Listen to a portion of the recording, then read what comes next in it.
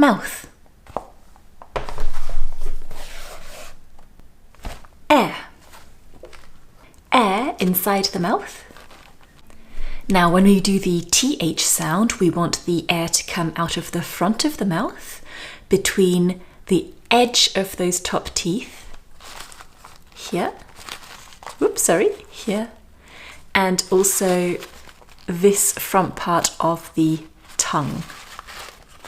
Now the air, as you can see, is going to come out over the top of the tongue. It's going to come out at the front here. Now what I sometimes see people doing is they bite the front of the tongue and then they leave gaps on the side and the air comes out of the sides like this, and that sounds like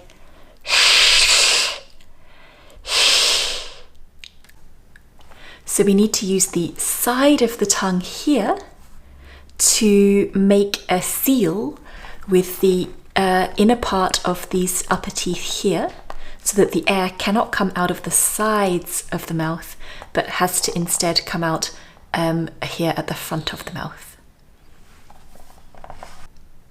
Air coming out the sides, air coming out the front.